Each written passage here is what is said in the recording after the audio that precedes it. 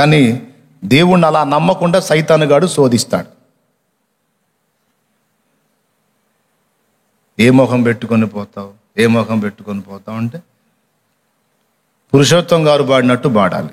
ఏ మొహమే ఉంది, నా మొహమే. మసిబొగ్గువలే నా మానసమెల్లగా పేదో శాసమోహముల్ మచ్చలై. మసిబొగ్గువలే నా మానసమెల్లగా పేదో శాసమోహముల్ మచ్చలై. హసితమగు ప్రతి నాగుతుడువను గసటు గడిగి పవిత్ర పరపను. హసితమగు ప్రతి నాగుతుడువను గసటు గడిగి పవిత్ర పరపను. నసువులిడు నీ రక్తమేయని మసలకిప్పుడు సిలువనిదెగని. ఉన్న పాటున వచ్చు చున్నాను నీ పాద సన్నిధి కో రక్షక. ఉన్న పాటున వచ్చు చున్నాను నీ పాద సన్నిధి కో రక్షక. ఎన్న శక్యము గాని పాపములన్నీ మోపుగా వీపుపై బడి యునవిదే నడలేక తొట్టిల్లు చున్నవాడను నన్ను దయగను. ఉన్న పాటున వచ్చు చున్నాను నీ పాద సన్నిధి కో రక్షక. దేవునికి మహిమ. ఏమని చెబుతున్నాడండి? ఎన్న సఖ్యము గాని పాపములన్నీ మోపుగా వీపుపై పడి ఉన్నవి ఇదే నడలేక తొట్టిల్లు చున్నవాడను నన్ను దయగను. నేను ఎలాగున్నానో అలాగే నీ దగ్గరకు వస్తున్నాను, నన్ను కనికరించు, నీ రక్తముతో నన్ను గడుగయ్యా అని ఆ మహానుభావుడు ఏడ్చి పాడాడు. అది విశ్వాసం ఉంచుట. సైతాను మాటల మీద నమ్మకం ఉంచి దేవుడికి దూరం అయితే అవిశ్వాస లెక్కలోకి వెళ్ళిపోతా. అంటే దేవుని ప్రేమను నీవు సందేహించినట్లు అవుతుంది. దేవుని విశ్వసించటం అంటే ఆయన కార్యాలు చేసే శక్తిని విశ్వసించటం మాత్రమే కాదు, ఆయన ఇచ్చే రక్షణ విషయమై మాత్రమే విశ్వసించుట కాదు. అసలు ఆయన నిన్ను ఎంత ప్రేమిస్తున్నాడో ముందు నువ్వు అది నమ్మాలి. దేవుడు నన్ను అమితముగా ప్రేమిస్తున్నాడు. నేనంటే ఆయనకి ఎంత ప్రేమ అంటే చచ్చిపోయేంత ప్రేమ. చచ్చిపోయేంత కాదు, చచ్చిపోయినంత ప్రేమ. ఇంతగా నన్ను ప్రేమించే నా తండ్రి నన్ను అర్థం చేసుకోడా? నిశ్చయంగా నన్ను అర్థం చేసుకోగలడు. నా మట్టుకు నేను ప్రయత్నిస్తున్నాను, పోరాడుతున్నాను. పాపమును అసహించుకొని దాని జోలి ఏమీ ఇక లేకుండా నేను పోరాడుతున్నాను. ఆయనను నన్ను అంటుతుంది గనుక నేను సైతాను స్వరానికి రెస్పెక్ట్ ఇవ్వను. ఎందుకంటే వాడు నన్ను దేవుడి నుంచి దూరం చేయటానికి మాట్లాడతాడు. మంచి మాటల్లా కనపడే దూరం చేసే మాటలై. ఆ పరిశుద్ధుని దగ్గరికి, ఆ పవిత్రుని దగ్గరికి, అంత ప్రేమమైన దగ్గరికి, ఇంత పాపివి నువ్వు. బాబా ఎంత కరెక్ట్గా ఉంది చూడు. ఎట్లా పోతావు అంటే నువ్వెవరివి నాయన, నీకేం సంబంధం?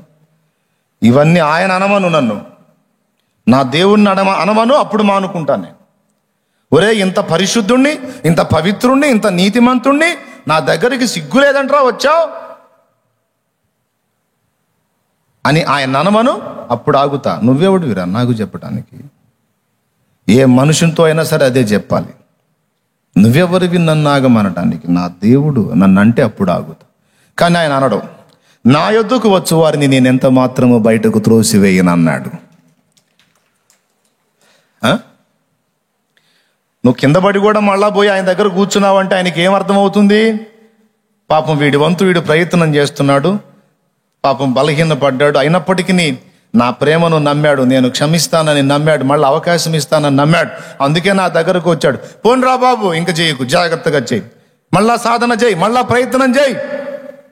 నీకు ఈ కారణాల చేత చిక్కుపడుతున్నావురా, అలా ఆ సమయం ఇయ్యకురా బాబు, తప్పించుకోరయ్యా, తప్పించుకోమ్మా, ఆ స్పాట్లోకి వెళ్ళకు.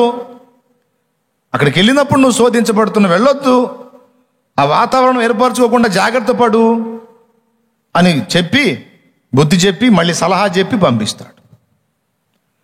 అంతేగాని ఛీ పో అనే కఠినాత్ముడు నా దేవుడు కాడు అని హనోకు నమ్మాడు.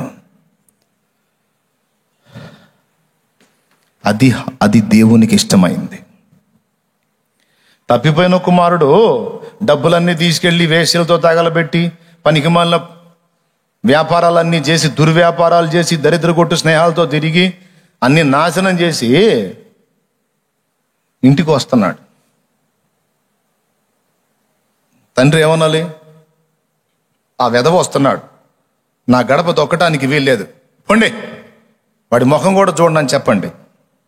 దరిద్రుడు కష్టార్జితం అంతా తీసుకెళ్లి నాశనం చేసి వచ్చాడు, సిగ్గు లేకుండా భిక్షగాడి గెటప్ వేసుకొని వస్తున్నాడు వెధవ. నా నుండి దూరం అయితే ఎవడి బతుకైనా అంతే, పొమ్మను ఆ వెధవని, దరిద్రుణ్ణి, వాడి ముఖం కూడా నేను చూడను, పొమ్మను అని చెప్పాడా? అలా చూపిస్తాడు సైతానగాడు మనకి. దేవుణ్ణి అలా చూపిస్తాడు సైతానగాడు. దేవుణ్ణి మనకు అలా చూపించడానికి ట్రై చేస్తాడు. అట్లా చూడొద్దు. మరేం చేశాడు తండ్రి? అరే వాళ్ళంత దూరంలో ఉండగా పని వాళ్ళు గుర్తుపట్టలేదు, బజారోళ్ళు గుర్తుపట్టలేదు, ఎవరు కనుగొనలేదు. అల్లంత దూరంలో ఉండగానే దిగ్గున లేచి ఆనందంగా కళ్ళు వెలిగిపోయినాయి. పెద్దవాడు పరిగెత్తుకుంటా వెళ్తున్నాడు, పనివాళ్ళు వెంటబడ్డారు. అయ్యగారు పడిపోతారు, ఏమిటి ఈ ఆనందం, ఏమిటి ఈ పరుగేమిటి అంటే చెప్పట్లా, పరిగెత్తుతానే ఉన్నాడు. అన్నీ నష్టపుచ్చి తగలబెట్టి పాడుపాడైపోయి భిక్షగాళ్ళలాగా అయిపోయి వచ్చిన కొడుకును చూసుకొని పరిగెత్తుకుంటా వెళ్ళి అమాంతం కౌగిలించుకొని మెడ మీద పడి ముద్దులు పెట్టుకుంటున్నాడు ఆ పిచ్చి తండ్రి.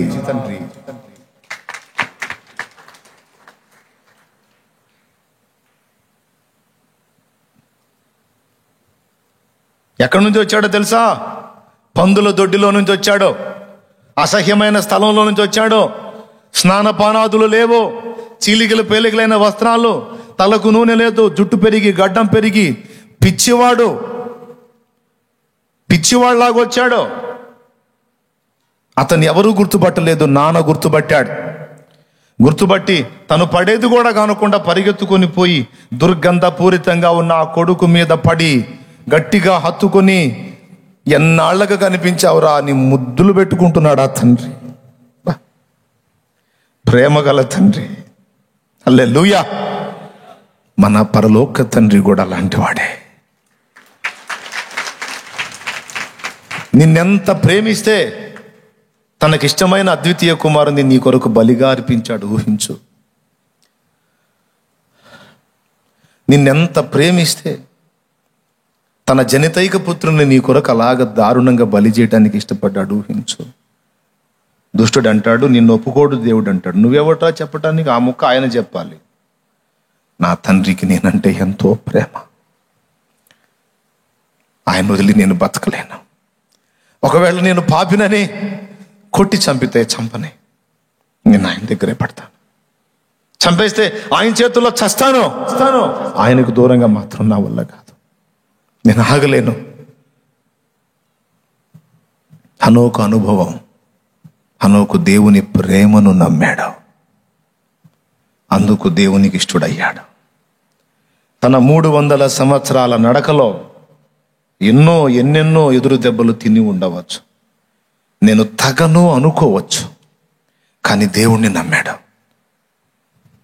ఆయన నన్ను ఆమోదిస్తాడు, ఆయన నన్ను ప్రేమిస్తున్నాడు, నేను ఆయన ప్రేమను నమ్ముతా, సందేహించను అని ఎన్ని ఎదురు దెబ్బలు తగిలినా, ఎన్నిసార్లు భంగపడినా, ఎన్నిసార్లు జారిపడినా, ఎన్నిసార్లు తొట్టుపడినా దేవుని పాదాలు పట్టుకొని వదల్లా.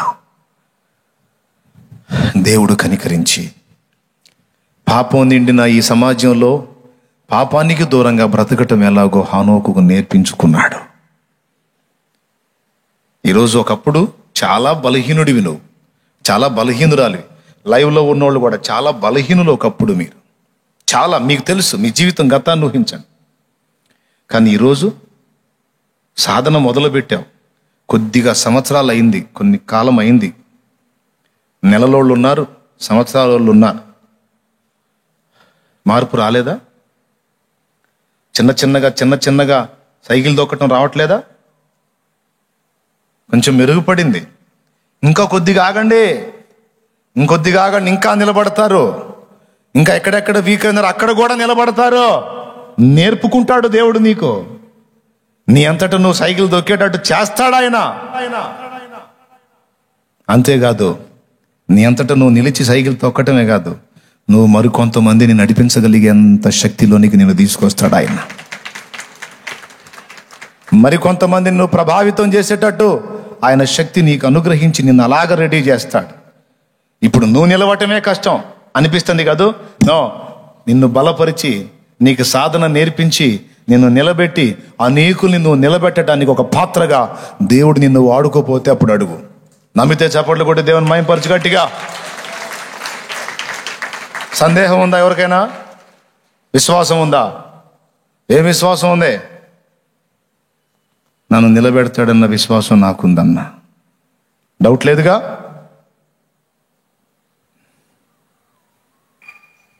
ఆలోచనల్లో, చేతల్లో, క్రియల్లో ఎక్కడన్నా తొట్టుపడిన అనుభవాలు నీ జీవితంలో పొడ చూపితే అవకాశం ఉన్నంత వరకు వాటి జోలికి పోకుండా జాగ్రత్త పడు. ఎందుకంటే అదొక మానసిక క్షోభ. తొట్టుపడి దేవుడు కనికరిస్తాడు, దేవుని వైపు మళ్ళుకోవచ్చని తొట్టు పడటానికి ప్రయత్నిస్తే మానసికంగా, శారీరకంగా గుల్ల అయిపోతావు. అందుకని ఆ గతి నీకు పట్టకుండా ఉన్నట్లు ముందే పాపాలకు దూరంగా జాగ్రత్తగా ఉండటానికి నీ వంతు కృషి నువ్వు చెయ్యి. అయినప్పటికీ నీ కూడా ఎక్కడన్నా దుష్టుడు నిన్ను శోధిస్తే నువ్వు దేవుని వైపు మళ్ళుకునే విషయంలో దేవుని యందు విశ్వాసం ఉంచమని మాత్రం చెప్తున్నాను నేను.